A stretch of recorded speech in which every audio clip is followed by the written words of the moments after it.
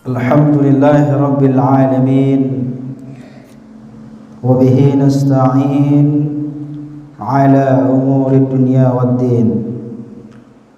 Wassalatu wassalamu ala nabiyyina Muhammadin sallallahu alaihi wasallam wa ala alihi wa ashabihi ajma'in.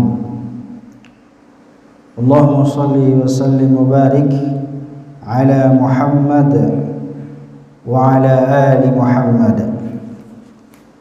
Qala Allah Ta'ala fil Qur'anil Karim, a'udzu billahi minasy syaithanir rajim. Qul ya qaumi i'malu ala makanatikum inni 'amil fasawfa ta'lamun. Shadaqallahul 'azim. Alhamdulillah, pada subuh hari ini adalah minggu yang pertama di tahun 2023. Kita kembali seri perdana untuk mensyiarkan Masjid At-Taqwa Universitas Muhammad di Jakarta dengan program baru KAS, yaitu kajian Ahad subuh. Mudah-mudahan ini menambah daripada kas-kas amal kita nanti yang akan kita bawa menghadap Allah Subhanahu wa Ta'ala. Oleh karena itu, marilah kita bersyukur kepada Allah Subhanahu wa Ta'ala. Alhamdulillahi Rabbil Alamin.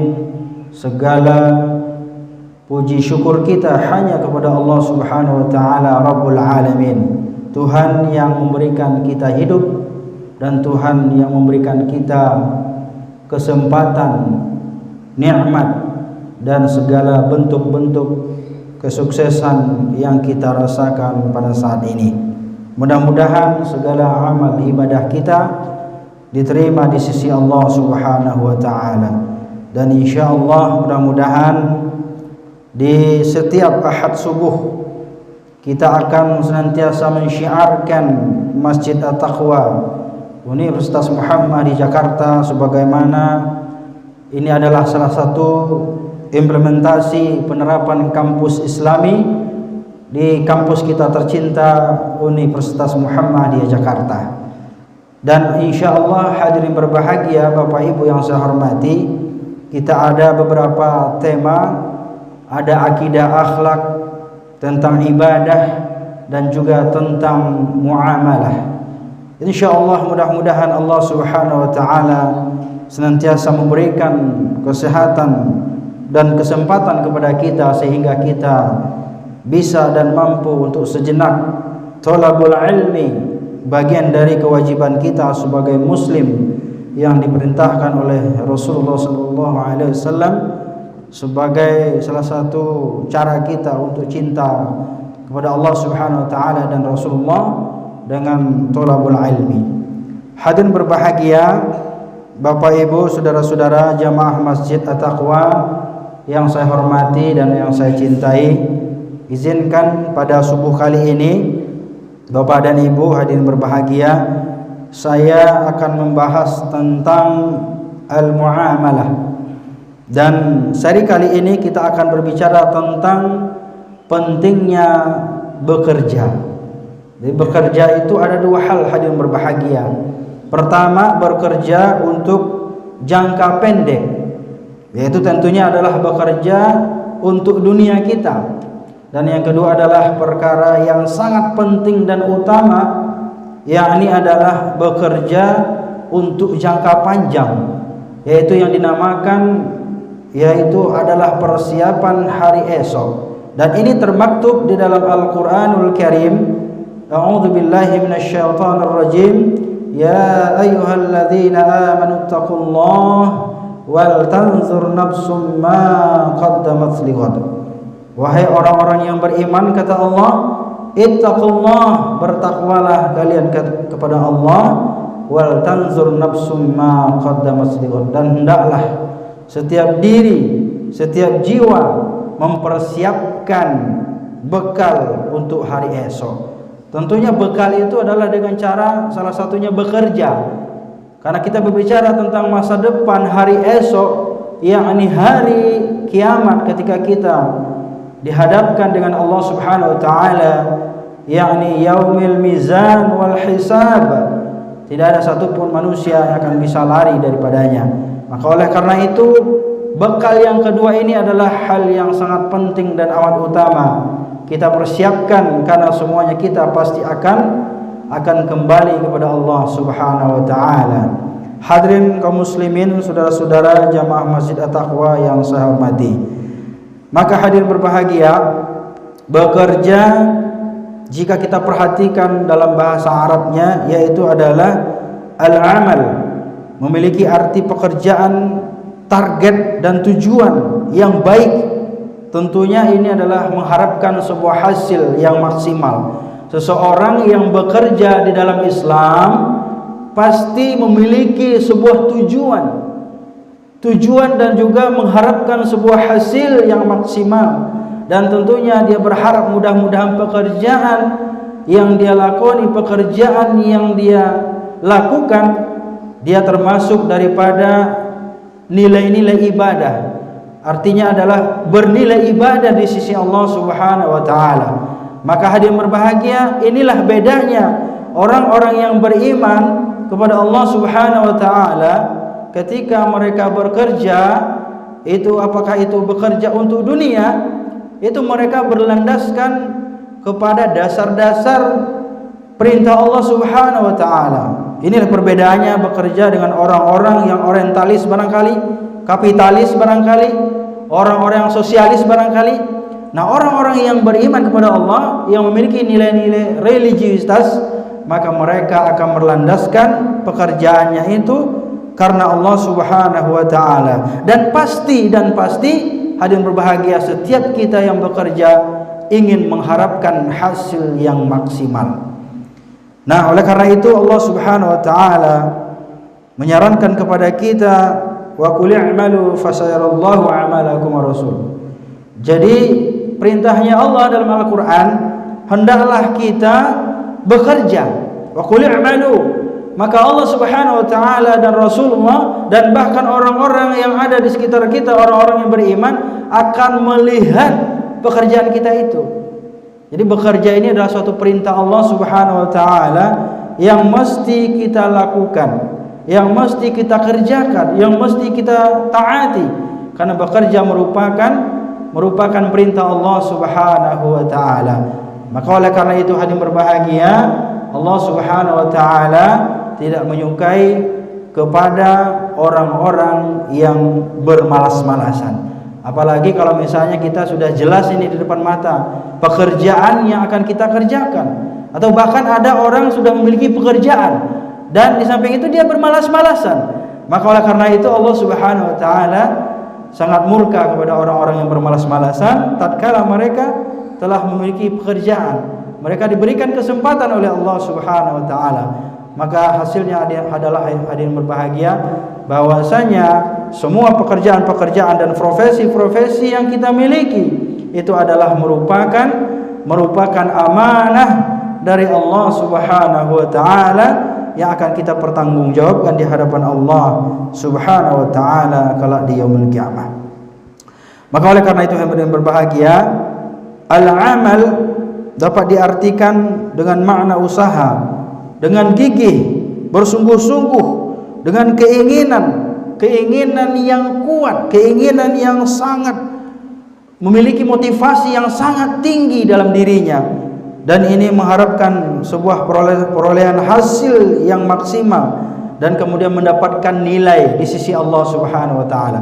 Orang-orang yang bekerja karena Allah Subhanahu wa taala, maka mereka akan menyelipkan nilai-nilai di dalamnya. Maka nilai-nilai inilah yang akan membedakan seseorang itu bekerja dengan orang-orang yang lainnya. Orang-orang yang beriman, dia itu akan melakoni profesinya didasari dengan nilai-nilai. Nilai-nilai apa hadirin berbahagia? Yaitu adalah nilai-nilai religius, nilai-nilai spiritual, nilai-nilai keimanan kepada Allah Subhanahu wa taala. Maka orang-orang yang bekerja tanpa memiliki nilai, maka ini taubahnya seperti seseorang yang bekerja tanpa ada tujuan, tanpa ada arah, maka hanya memiliki hasil di dunia saja. Sedangkan orang-orang yang memiliki nilai, memiliki tujuan yang mulia, maka mereka akan mendapatkan hasil di sisi Allah Subhanahu wa taala, merupakan balasan. Maka hasilnya adalah, kesimpulannya adalah, intinya adalah orang-orang yang bekerja karena berdasarkan nilai-nilai keimanannya kepada Allah, maka pekerjaannya akan mendatangkan pahala dari Allah Subhanahu wa taala. Hadirin kaum muslimin yang berbahagia, salah satu diceritakan kisah bahwa sebuah cerita dari Buya Hamka, kalau hidup hanya sekadar makan, maka apa bedanya kita seperti hewan-hewan yang melata? Karena mereka juga makan. Kalau kita hanya sekedar kerja hanya untuk mencari keuntungan atau untuk mengisi perut kita, atau hanya untuk makan, maka apa bedanya kita dengan hewan-hewan ataupun binatang-binatang? Dan juga apabila seseorang bekerja hanya sekedar untuk memenuhi hasrat dan hawa nafsu, maka kita juga tak ubahnya seperti hewan-hewan ataupun binatang. Nah, oleh karena itu nilai-nilai yang terkandung di dalam suatu profesi yang kita lakoni, pekerjaan yang kita miliki, itu adalah nilai-nilai yang akan memberikan sebuah keistimewaan kita dibandingkan dengan makhluk-makhluk Allah Subhanahu wa taala yang lainnya. Maka hadirin berbahagia, inilah pentingnya kita bekerja memiliki nilai yang mulia di sisi Allah Subhanahu wa taala. Bekerja akan seseorang yang bekerja karena memiliki nilai-nilai yang terkandung di sisi Allah Subhanahu wa taala, maka mereka akan mendapatkan rezeki yang berkah dari Allah. Rezeki yang berkah. Mungkin barangkali pekerjaan kita tidak menghasilkan duit banyak. Banyak di antara kita mungkin pekerjaan tidak menghasilkan duit yang banyak, tidak menghasilkan sesuai dengan apa yang kita harapkan. Banyak mungkin sesuatu yang kita harapkan tidak sesuai dengan apa yang kita dapatkan, atau sesuatu yang kita dapatkan tidak sesuai dengan apa yang kita harapkan.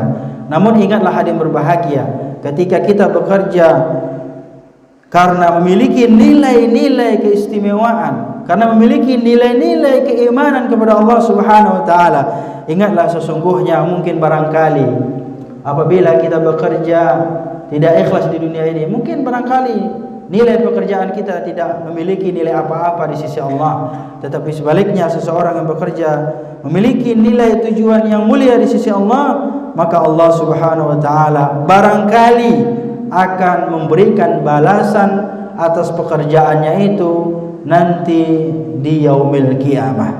Maka oleh karena itu hadirin berbahagia, marilah kita bersama-sama berusaha dan berupaya bersungguh-sungguh dalam bekerja untuk memenuhi kehidupan dan menafkahi keluarga kita. Apalagi kita sebagai seorang kepala keluarga, sebagai pemimpin, sebagai bapak dari anak-anak kita, suami dari istri-istri kita, semuanya itu memiliki kewajiban.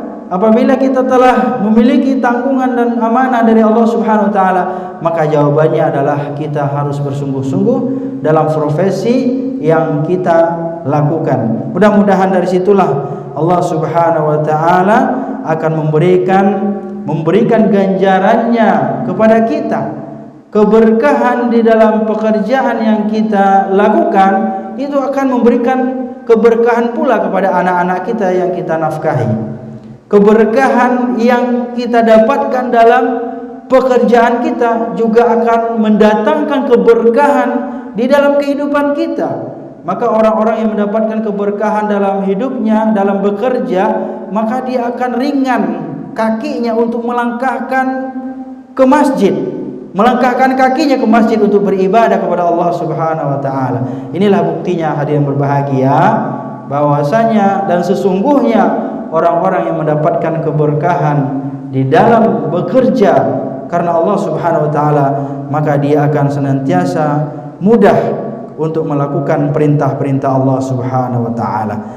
Bekerja, berusaha bagian dari kewajiban setiap insan. Sebagaimana berusaha dan bekerja dapat meningkatkan berbagai macam kegiatan ibadah kepada Allah Subhanahu wa taala. Coba kita perhatikan Bapak dan Ibu, apabila kita mendapatkan hasil dari pekerjaan kita itu, seseorang yang mendapatkan harta dari pekerjaannya, dia bisa bersedekah, mengeluarkan zakat, membantu fakir miskin, kaum mustad'afin, menyantuni anak yatim, dan juga banyak hal yang bisa kita lakukan apabila kita mendapatkan hasil yang maksimal daripada pekerjaan kita. Maka inilah dasarnya kenapa manusia itu diwajibkan oleh Allah Subhanahu wa taala untuk bekerja. Karena dengan kita bekerja dan kemudian kita mendapatkan hasil dari pekerjaan kita itu, maka secara otomatis akan menopang daripada ketaatan kita kepada Allah. Seseorang yang mendapatkan harta daripada pekerjaannya, mereka bisa mendirikan rumah-rumah tahfiz. Mereka mendapatkan hasil daripada pekerjaannya, mereka bisa memberikan beasiswa kepada santri ataupun mahasiswa-mahasiswa yang tidak mampu. Mereka yang berhasil dalam pekerjaannya, maka mereka juga bisa mendirikan tempat-tempat ibadah, misalnya seperti musola dan masjid, dan renovasi masjid, dan masih banyak lagi berbagai macam ibadah yang berkaitan dengan harta, yang berkaitan dengan kebendaan. Dan inilah pentingnya kita sebagai seorang muslim untuk melakukan atau untuk bekerja karena Allah Subhanahu wa taala, sehingga dengan pekerjaan kita itu akan menghasilkan berbagai macam ibadah kepada Allah Subhanahu wa taala. Maka hadirin berbahagia, sebagaimana firman Allah tadi, qul ya qaumi i'malu ala makanatikum inni 'amil fasawfa ta'lamun. Allah Subhanahu wa taala katakanlah wahai umatku, bekerjalah kalian sesuai dengan kemampuan yang kalian miliki, karena sesungguhnya aku juga pasti akan bekerja seperti itu. Maka kelak kalian akan mengetahui semua pekerjaan yang telah kalian lakukan. Hadirin berbahagia, artinya adalah bahwasanya dijelaskan di sini setiap kita mestilah bekerja sesuai dengan apa-apa yang kita mampu, sesuai dengan apa-apa yang kita bisa, sesuai dengan kualitas, dengan kompetensi yang kita lakukan. Jangan sampai pekerjaan yang kita lakoni itu tidak kita fahami, dan bahkan bukan hasil yang baik kita dapatkan, justru kehancuran yang akan datang kepada pekerjaan kita itu. Oleh karena itu Allah Subhanahu wa taala mencontohkan dalam sebuah kisah, yaitu Nabi Daud alaihissalam, sebagaimana termaktub di dalam Al-Qur'anul Karim, "I'malu ala Dauda syukra wa qalilun min ibadiyasy syakur."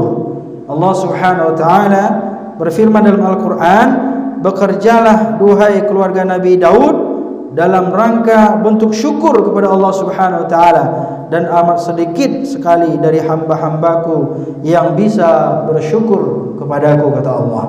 Hadirin berbahagia, maka dari kisah Nabi Daud kita lihat, meskipun banyak sekali daripada kisah-kisah Nabi Allah dan Rasulullah, banyak sekali kisah-kisah profesi-profesi mereka itu berbagai macam ragam, tetapi ini terkhusus dari kisah Nabi Daud, telah termaktub dalam Al-Quran, dikatakan bahwasanya Allah Subhanahu wa taala memerintahkan Nabi Daud alaihissalam untuk melakukan pekerjaan sebagai rasa tanda syukur kepada Allah Subhanahu wa taala, dan kemudian mengajak keluarganya untuk bekerja dalam rangka mencari rezekinya Allah Subhanahu wa taala.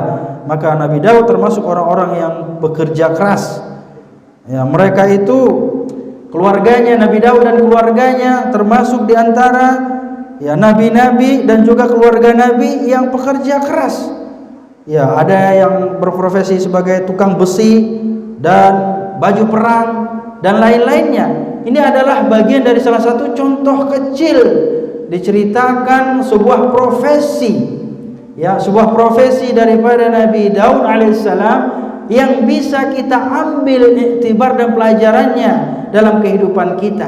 Artinya apa hadirin berbahagia?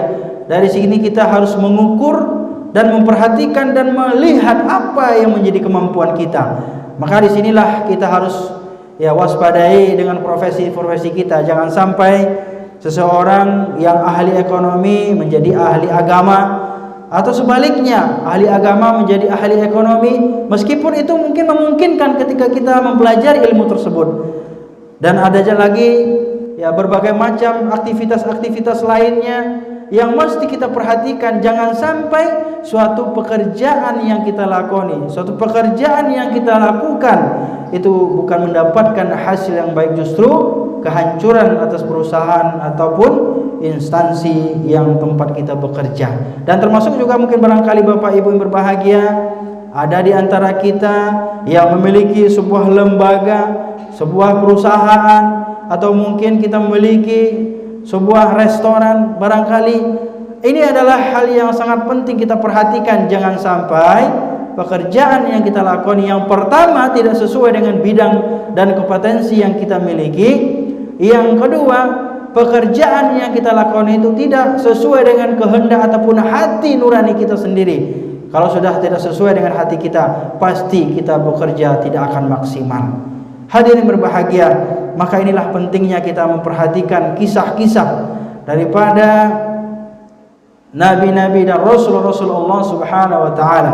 Apabila kita memperhatikan juga bagaimana sebuah profesi yang digeluti oleh baginda Rasulullah sallallahu alaihi wasallam semenjak kecil, semenjak remaja telah dibawa oleh pamannya, oleh kakeknya untuk berdagang.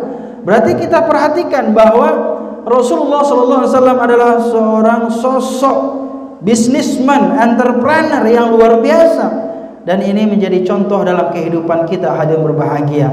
Rasulullah paling tidak memiliki sifat staff ya Bapak Ibu. Di dalam bermuhammadiyah kita seringkali disampaikan sifat staff ini harus kita miliki setiap individu di dalam bermuhammadiyah. Apa itu staff? Yaitu siddiq, tabligh, amanah, fatonah. Ini adalah dasar dalam profesi kita, pekerjaan yang kita miliki, sebagaimana yang kita lakoni, yang kita lakukan setiap hari saban waktu, maka mestilah kita barengi dengan sifat staff, siddiq, tabligh, amanah, fatonah. Dan inilah hari berbahagia, di antara kunci daripada kesuksesan dari Rasulullah SAW di dalam dakwahnya, dan bahkan juga di dalam usahanya, di dalam dagangnya, di dalam bisnisnya. Dengan sifat al-aminnya lah Siti Khadijah tertarik untuk menginvestasikan atau memberikan dagangannya untuk dibisniskan oleh baginda Rasulullah sallallahu alaihi wasallam. Hadirin kaum muslimin, ibu bapak, saudara-saudara jamaah Masjid Taqwa yang saya hormati. Maka oleh karena itu Daud alaihissalam juga diceritakan dalam sebuah hadis baginda Rasulullah sallallahu alaihi wasallam an Abi Hurairah radhiyallahu anhu an Nabi sallallahu alaihi wasallam. Hadis ini dari Abi Hurairah, diriwayatkan Abi Hurairah, Rasulullah sallallahu alaihi wasallam bersabda, qala anna Daud an-nabiyya kana la ya'kulu illa min 'amali yadihi. Bahwasanya Rasulullah SAW yang artinya adalah Nabi Daud, ini Rasulullah ini mengatakan bahwasanya Nabi Daud alaihissalam, ya, Nabi Daud itu siapa? Ya, Nabi Allah. Dan itu diceritakan kembali dalam sebuah hadis baginda Rasulullah SAW, yaitu Muhammad, diceritakan kepada kita. Apa ceritanya? Sesungguhnya bahwasanya Nabi Daud alaihissalam tidaklah memakan sesuatu makanan melainkan dari penghasilan atas kerja tangannya sendiri. Subhanallah. Bayangkan hadirin berbahagia. Jadi oleh karena itu ini juga sebenarnya seringkali digunakan oleh para penggiat, pengrajin ya, pengrajin, atau bahkan mungkin seorang petani yang giat, yang sungguh-sungguh ya berprofesi sebagai penggarap lahan misalnya gitu ya. atau mungkin pengrajin, orang-orang yang menghasilkan harta dari usaha tangannya sendiri.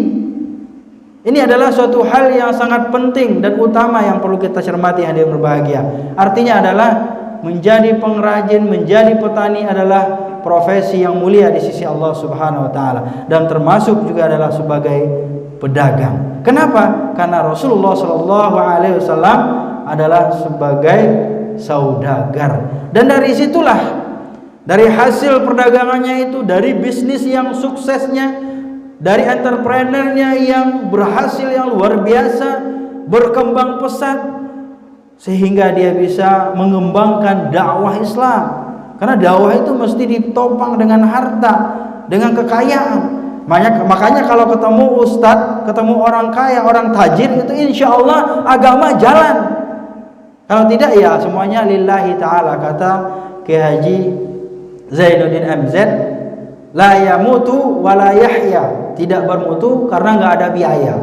Rumah tahfiz kebanyakan kita lihat tidak bermutu, sebentar-bentar tutup. Kenapa? Karena mungkin banyak di antara guru-gurunya tidak mendapatkan penghidupan yang layak di situ. Dan bahkan mungkin sekolah-sekolah bisa tutup. Kenapa?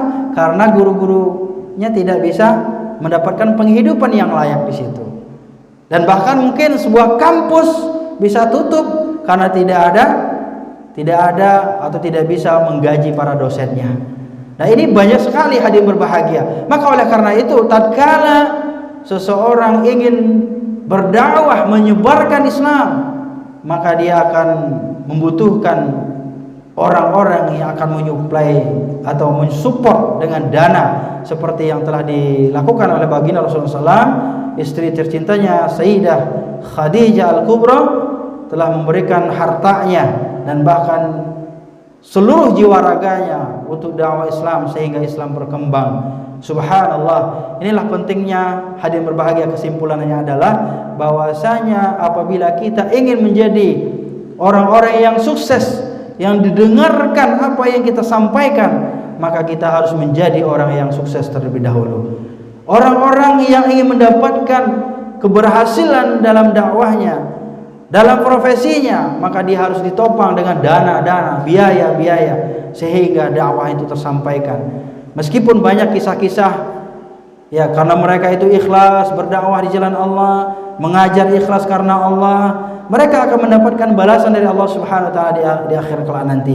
Inilah bagian dari hal yang terpenting yang perlu kita cermati, hadirin berbahagia. Ingatlah bahwasanya apapun pekerjaan yang kita lakukan, pekerjaan yang kita geluti, ingatlah seluruhnya harus kita dasari dengan nilai-nilai keimanan kepada Allah Subhanahu wa taala sebagai pembeda kita dari orang-orang yang tidak memiliki iman kepada Allah.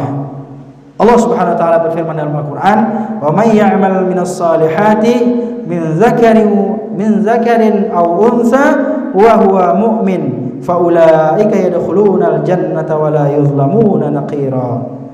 Barang siapa yang mengerjakan amal-amal saleh, kata Allah, baik laki-laki maupun perempuan, sedang ia orang yang beriman kepada Allah, maka mereka itu akan masuk ke dalam syurganya Allah Subhanahu wa taala, dan mereka tidaklah dianiaya walaupun sedikit. Subhanallah. Maka oleh karena itu, ini adalah bagian dari salah satu motivasi kita agar kita sebagai orang yang beriman kepada Allah Subhanahu wa taala, kita bersungguh-sungguh dalam mengerjakan sesuatu, istiqamah dalam mengerjakan sesuatu. Karena banyak orang yang gagal itu bukan karena dia tidak bisa bekerja dengan baik, karena bukan dia tidak bisa bekerja, melakukan pekerjaannya itu dengan baik, tetapi karena apa, hadirin berbahagia? Karena mereka bekerja tidak istiqamah. Sebentar-bentar udah pindah, sebentar-bentar udah berhenti, sebentar-bentar ngeluh. Inilah yang akan menjadi kegagalan yang terbesar dalam kehidupan kita, karena kita tidak bersungguh-sungguh dan tidak istiqamah di dalam melakukan pekerjaan kita. Dan orang yang istiqamah itu bekerja, tentunya dia melandasi pekerjaannya itu karena Allah Subhanahu wa taala. Hadirin berbahagia, terakhir kesimpulannya pada hari ini, tentang muamalah, yaitu seri yang pertama tentang bekerja, pentingnya kita bekerja dalam Islam. Tentunya adalah ada beberapa tujuan kita bekerja. Bekerja memiliki tujuan yang mulia di sisi Allah Subhanahu wa taala. Dan paling tidak kita memiliki 3 hal yang harus kita cermati agar kita lebih termotivasi dan giat serta bersungguh-sungguh dalam melakukan pekerjaan yang kita lakoni. Yang pertama tentunya adalah kita bekerja dan berusaha adalah bagian dari kebutuhan diri sendiri. Masya Allah. Seseorang yang bekerja karena memiliki keterbutuhan dalam dirinya. Saya harus bekerja. Kalau saya nggak bekerja, saya tidak bisa menghidupi dan menafkahi keluarga saya misalnya. Kalau saya tidak bekerja, saya tidak bisa memberikan bantuan kepada orang lain misalnya. Kalau saya tidak punya duit, saya tidak bisa menyumbang masjid. Saya tidak bisa membantu yatim piatu. Kalau saya tidak bekerja, saya tidak bisa menyekolahkan anak-anak saya kepada pendidikan yang lebih baik misalnya gitu. Nah, ini berarti motivasi kita bahwasanya tujuan bekerja yang pertama adalah yaitu bertujuan untuk memenuhi kebutuhan diri sendiri dan tentunya keluarga kita. Dan ingatlah yang terakhir adalah al-maslahah lil ammah, yaitu adalah kemaslahatan untuk umat. Kemaslahatan untuk umat ini adalah bagian yang terpenting yang harus kita perhatikan apabila kita sukses dalam meraih pekerjaan kita itu. Seseorang yang sukses dalam meraih pekerjaannya, maka akan terlihat seberapa besar dia memberikan maslahat dan manfaat bagi umat dan manusia yang ada di sekelilingnya. Subhanallah. Yang terakhir, yang kedua adalah bahwa bekerja dapat memenuhi kepentingan sosial dan tentunya berujung ibadah kepada Allah Subhanahu wa taala. Seseorang yang bekerja dan kemudian dari hasil kerja kerasnya dia akan mampu memperoleh simpatik orang lain. Dan sederhananya hadir berbahagia, orang yang berhasil pekerjaannya, orang yang sukses dalam pekerjaannya, atau mungkin orang yang memiliki gaji yang besar, kemudian dia bisa bangun rumah, dia bisa bantu sosial, bantu tetangganya, orang-orang yang tidak mampu, dan juga mampu memberikan pendidikan barangkali kepada anak-anaknya, maka dia akan terangkat derajat sosialnya, dia akan dipandang orang lain. Dan bahkan orang yang bekerja menghasilkan duit yang banyak kadang-kadang tidak perlu berpendidikan, atau bahkan orang yang bekerja yang giat sungguh-sungguh dan kemudian menghasilkan hasil yang maksimal tanpa dia sekolah pun, tanpa dia memiliki gelar pun, dia akan dihormati oleh orang yang ada di sekitarnya. Subhanallah. Oleh karena itu hadirin berbahagia, orang yang bekerja sungguh-sungguh akan mendapatkan derajat sosial yang tinggi. Tapi ini bukanlah tujuan kita yang hakiki sebenarnya hadirin berbahagia. Tujuan hakiki kita adalah kita ingin mendapatkan derajat yang tinggi di sisi Allah Subhanahu wa taala. Yang ketiga, yang terakhir, tentunya ini yang paling penting dan paling utama, bahwasanya seseorang yang bekerja yang memiliki niat yang tulus dan ikhlas karena Allah Subhanahu wa taala, maka setiap lelahnya apabila dia bekerja, setiap lelahnya menjadi lillah, menjadi karena Allah, maka pekerjaannya akan bernilai ibadah di sisi Allah Subhanahu wa taala. Maka Bapak Ibu berbahagia, apapun profesi kita, apapun pekerjaan kita, maka mari kita niatkan karena Allah Subhanahu wa taala. Mudah-mudahan pekerjaan kita itu dinilai ibadah di sisi Allah Subhanahu wa taala. Hadirin berbahagia, barangkali itu saja kajian perdana kita pada subuh kali ini. Insyaallah setiap Ahad subuh kita upayakan, kita maksimalkan bagian dari syiar Masjid At-Taqwa yang kita cintai ini. Kita harus berikan sesuatu yang lebih, sesuatu yang luar biasa, sesuatu yang beda dari tahun-tahun yang sebelumnya. Insyaallah mudah-mudahan kajian kita ini diberikan keberkahan oleh Allah Subhanahu wa taala. Terima kasih Bapak dan Ibu atas waktunya dan kesediaannya. Mudah-mudahan setiap duduk kita di sini, setiap iktikaf kita di sini bernilai ibadah di sisi Allah Subhanahu wa taala.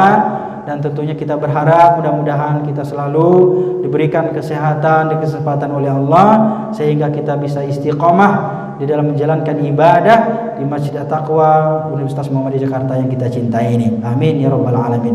Demikian dan mohon maaf sebesar-besarnya yang dapat saya sampaikan pada hari ini. Barangkali ada kesalahan dan kekhilafan. Mudah-mudahan apa yang kita pelajari pada pagi hari ini membawa keberkahan dalam kehidupan kita. Demikian, nasrul minallahi wa fathun qarib wa basyiril mu'minin. Wassalamualaikum warahmatullahi wabarakatuh.